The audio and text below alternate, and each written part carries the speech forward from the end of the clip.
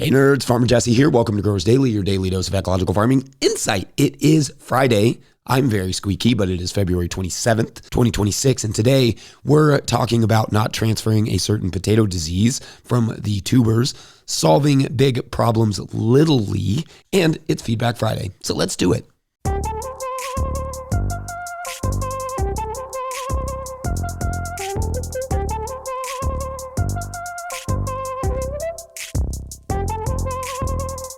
All right, happy Friday, everyone. I hope you all are doing well and that your weeks feel like a success to whatever extent you were able to achieve that.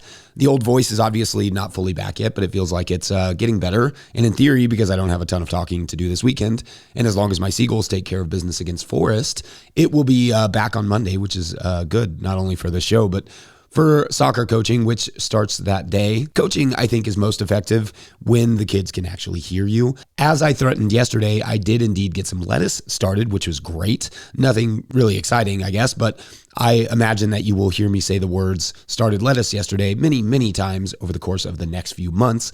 So get ready, however you get ready for such things. Oh, and you may have noticed, because I mentioned it yesterday, that No-Till Growers is now officially recognized as a nonprofit by YouTube.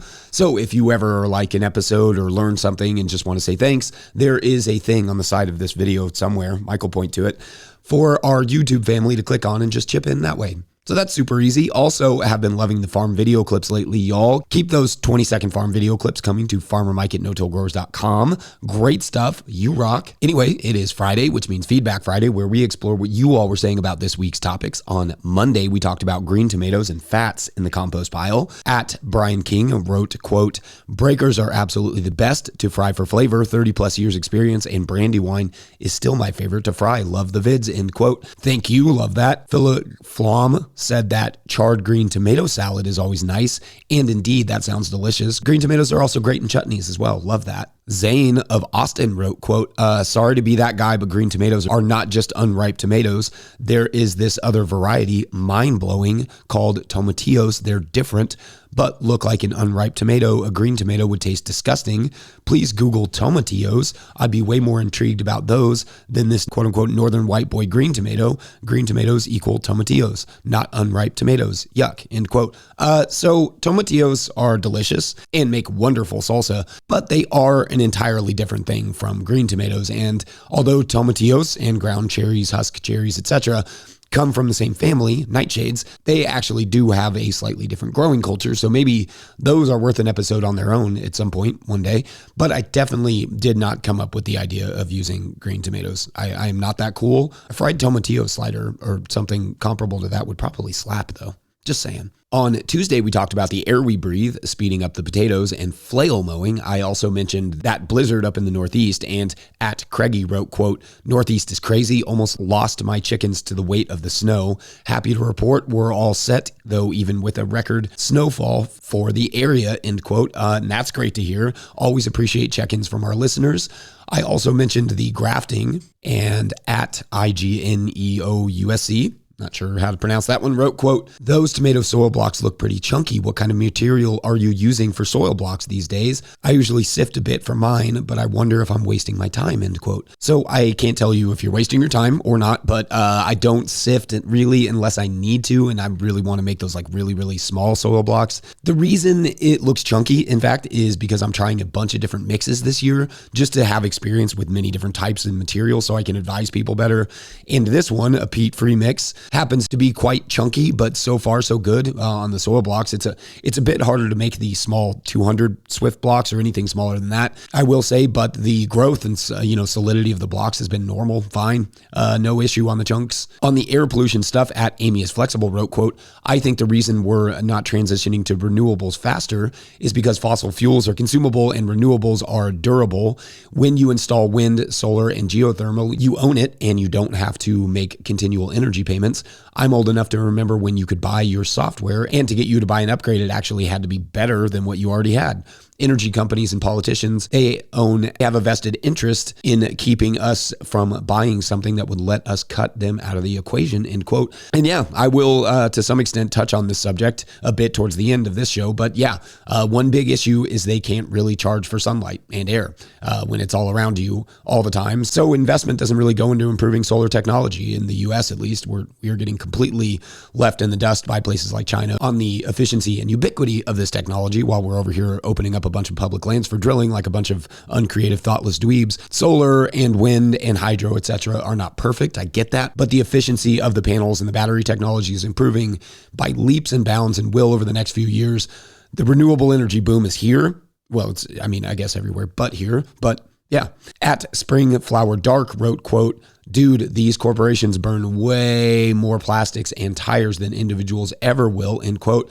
So thanks. And in the case it wasn't clear, I was definitely not trying to blame the average person for the majority of air pollution when talking about, like our neighbors burning plastic, for instance. The point about my neighbors, whom I love and are all around good folks, or just people in general, is that we have a culture that accepts air pollution and doesn't think twice about contributing to it. Like, we know not to hit people or do things that directly harm others, but we don't know to not hurt the environment or avoid doing things that hurt people who may not be born yet. We don't really afford the earth or future generations, or I suppose the person we can't see who is standing in the nearby field, the same consideration we afford someone standing in front of us. We have no culture around that, so we just burn the plastic because that's what we've always done.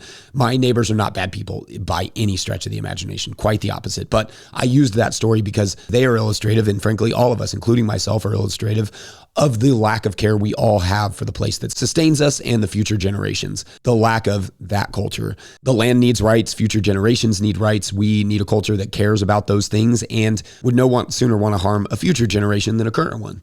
That's really all I'm talking about, but that's all for perhaps later conversations. Good debates throughout that thread, though. Our followers are awesome.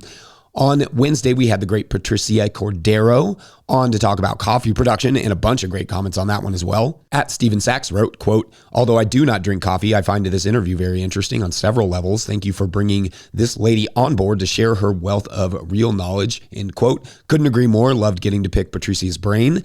Stephen Bowman wrote, quote, "Happy 350. It was our 350th episode, so that's awesome. Can't believe I sat at this desk that many times, but anyway, they go on. "Imagine that a farm that can't find workers, kids that want nothing to do with farming, same all over the world. So who will grow food?" End quote. Yeah, this is a major issue. And the reality is increasingly robots will. And we will lose that knowledge and connection, but we will have more time to consume stuff, including the planet. And then eventually humans will all live in a spaceship because the earth is completely trashed. I guess we're kind of living the prequel to WALL-E. Anyway, huge shouts to Patricia for coming on. Super honored to have her. Then on Thursday, we talked about why plants can go from good to bad so quickly sometimes, cover cropping in raised beds, and a nightmare straw scenario. At Amy Peary made an interesting observant comment, quote, "Interesting, recently you had a video clip where you were planting tomatoes and I wondered why you weren't planting them deeper to build on the root system. But your comment today about the younger grafts possibly bypassing the rootstock makes me think that's possibly the reason you don't plant them deeper. Is that accurate?" End quote. And yep, that's it. In the field where I typically use ungrafted plants, I will bury them fairly deep, but in the tunnel, they can't be buried below the scion, the top part where it's grafted onto the bottom. So like where that graft meets, you can't put soil above that or the top will root into the soil and bypass the graft. So good eyes, Amy. At Charles Partak writes, quote, "Our chickens get the straw first. I'd be very surprised if a single viable seed is left by the time they go through it. It goes to compost after that, then it hits the garden. I get as much mileage as possible from a $7.50 bale," end quote. Great. I like the idea of getting as much use as possible out of each bale like that. Obviously, that may not work for every scale, but could also be a good way to help, reduce the risk of weed seed and herbicide contamination, which was something a lot of folks mentioned in the comments that day as well. Then instead of straw mulch, you have a compost mulch. Hard to say if the money would work itself out on a large scale, but if you could get oodles of straw for cheap, then maybe, I don't know. Sure. Anyway, good stuff as always this week, friends. You all are the best. Appreciate each and every one of you, even when, or heck, maybe especially when we don't always see eye to eye on things. Love that. All right, we're going to take a quick break. When we come back, how to avoid scab on your potatoes, which sounds like some sort of weird euphemism, but I promise it's not. Or is it? BRB. I was excited to get some of these guys out sooner rather than later, but We got another 1.5 feet of snow on top of the remnants of the last storm. Still can't get out there. Today's episode is brought to you by Certified Naturally Grown. Certified Naturally Grown is the grassroots certification built by farmers for farmers. C&G gives local growers like you recognition for the commitment of producing food without synthetic chemicals by assuring customers that your practices are verified. C&G's peer review inspection model keeps the cost of certification low while creating opportunities for knowledge sharing amongst a strong, supportive network of like-minded farmers. Apply today to be certified before the season ramps up. Applications processed within 7 days. Learn more at naturallygrown.org. All right, back to the show. If you, the listener or viewer, are enjoying this podcast, getting even a small amount of value from it, consider supporting our work over at patreon.com/no-till-growers. I will try to get to questions from everywhere the questions come in, but I will always get to your Patreon questions. Now, today's Patreon question comes to us from Patreon member Christine Bell, who writes, quote, "Hello again, Jesse. My husband recently brought home 2 50-pound bags of white potatoes. My pierogi pinchers are sore just thinking about it," with a smiling emoji. "I was hoping to plant any unused potatoes in the spring, but the problem is I noticed they have potato scab virus. Is there anything I can do to the soil, add LAB, vermicast, IMO, etc., to prevent it from affecting the potatoes grown from that seed, and also to prevent it from just affecting my soil for years? Or should I avoid planting them? I do have plenty of space to rotate my potato crop from year to year, so if planting a specific type of cover crops might help combat the disease, I'm ready to try it. Thanks as always. I still haven't missed an episode. Peace emoji," end quote. Well, peace to you. That is amazing that you haven't missed an episode yet. We're headed towards 400 of them, so amazing. Shouts to you. Good stuff. And this is a really interesting question. Now, in general, I'm going to recommend avoiding planting any disease plants. Let's just go ahead and say that now. That's never a great idea. Scab is maybe, not as concerning as other diseases, and it does happen to be on a lot of potatoes. But still, if you can avoid it, I would probably avoid it, but let's just look at this idea. Now, I'm assuming these are regular potatoes and not like potatoes that were sold as seed potatoes, like your husband bought regular potatoes. The difference is that certified seed potatoes are certified against diseases, so they should, of course, not have much or preferably any scab if you bought them as seed potatoes, though I do believe a certain amount of scab is permitted for seed potatoes with percentages based on the type of scab, I think, or something like that. I will say that resistant varieties are important with this disease, especially in areas that are prone to scab. And this potato obviously does not sound super resistant. So that's just something to take into consideration, which is a big reason why, by and large, most growers are buying certified seed.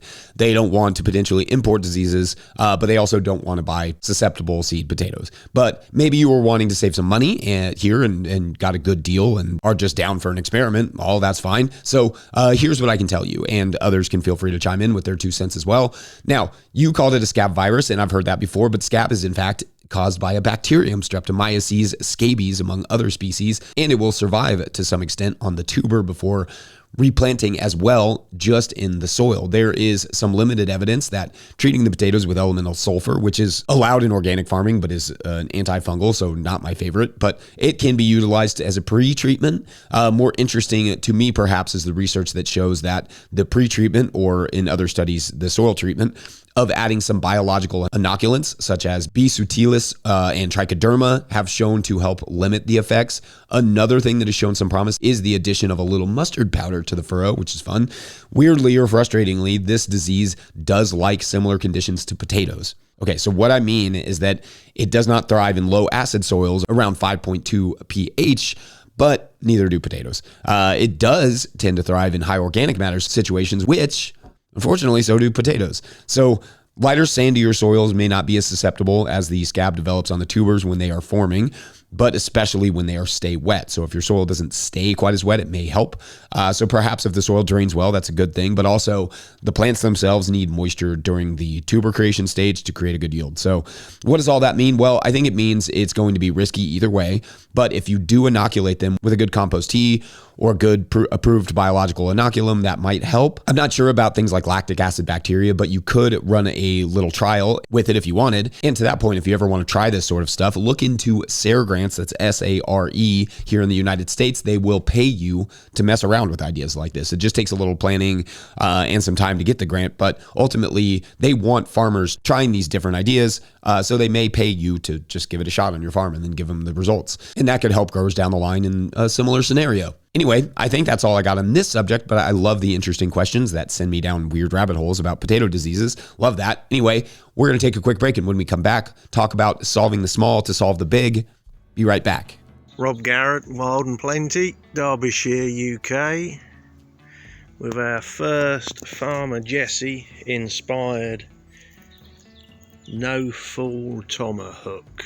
Metre length of 5.5 mil rebar, smooth. Tomahawk welded to the bottom, penny washer on the top. See how we get on with it this year. Today's episode is brought to you by Tend. Farming is hard, running it shouldn't be. Meet Tend, the purpose-built platform built by farmers for farmers. Plan your season, map your farm, and track every task from seed to sale. No more spreadsheets, no more guesswork, just smart, seamless workflows. Tend adapts to your farm, 1 acre or 100. Real-time inventory, sales, labor, tracking, traceability, and analytics all in one place. You grow food, flowers, fruit, and more. Tend helps you to grow smarter. Start free today at tend.com. That's TEND.com. All right, back to the show. Okay, so sometime last week, I finished Rutger Bregman's book, Moral Ambition, and the basic premise of this book is that the smartest people in the world should be going into careers or work that help the world and not deplete it. The subtitle is not subtle. Stop wasting your talent and start making a difference. It sounds a little self-helpy, and maybe to some extent is a little self-helpy, but reads more perhaps like a help everyone than a self-help, so I liked that. The book is done well with lots of good historical examples of people putting their brains to good use throughout history. And I have an affection for pragmatic, straightforward, approach of the Dutch, like the author, who will just tell you that what you're doing is stupid and why. Love that. But anyway, it's largely a book about affecting meaningful change, and it really offered a lot of great tools and perspectives that I found helpful in understanding how to tackle bigger issues effectively, like perhaps air and water pollution, for instance, in a way that actually works, such as, like coalition building, like I mentioned last Friday, and those sorts of things. One thing I found in there, though, that I felt was somewhat attachable to farming, and I actually just thought was interesting and worth sharing, is this idea that if you want to change a big thing, sometimes it's about changing the less obvious small things first, even if they're not as exciting or even if they feel somewhat less palatable. An example he uses in this book is how British abolitionists in the 1700s and 1800s, people who believed rightly that enslaving humans should be banned, focused their efforts not on the idea that slavery is evil necessarily, though of course they did feel that way and talked about it, but on the lives of the British sailors being lost on the slave ships, of which there were a great many. The idea being, if they could give their fellow Brits something relatable to focus on, they could effectively end the British involvement in the slave trade, which would deal a huge blow to the American enslavers and start a path towards abolition. And to that extent, it worked. As Bregman writes, quote, "To be clear, the suffering of the guards was not comparable to the suffering of the enslaved, but when British politicians learned of the death toll among British sailors, many were deeply shocked and came out against the slave trade," end quote. And so in 1807, the slave trade was officially banned in Britain.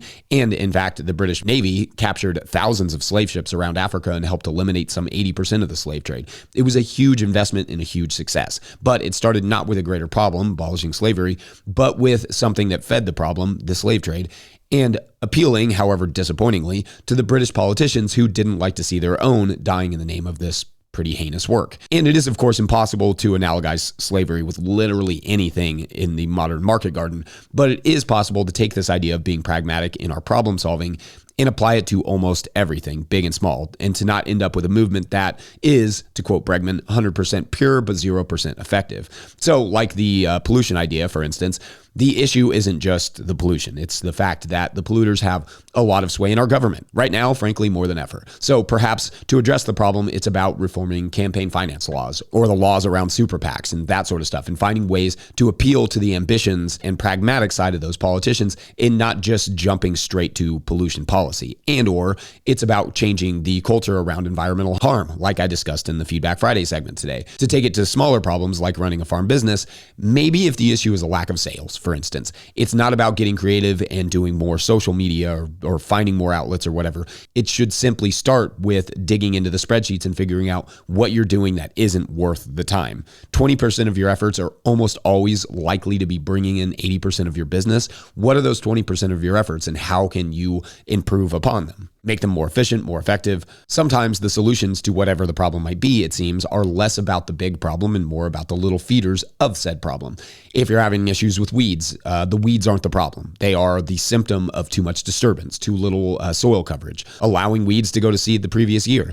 Diminish even one of those causes and solve a huge chunk of the larger problem, which I think is analogous to many things. Anyway, it's a great book. I do recommend it. It's not about farming, to be clear, though it does talk a lot about factory farming.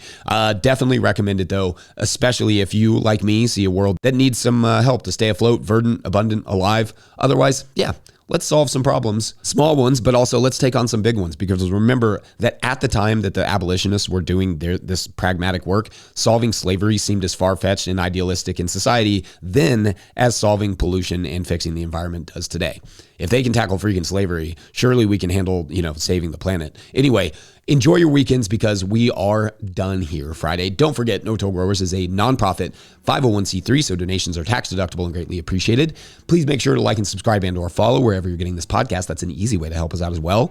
Enormous thank you to all of our show sponsors. And if you'd ever like to sponsor the show, you can reach out to Farmer Michelle at notillgrowers.com. Huge shouts to Willie Breeding for the theme music, Mike Hilbert for the production help and editing, and my wife Hannah for absolutely everything in the world. Also, shouts to Epidemic Sound for the background music that you can hear, and also shouts to T for helping me get through this.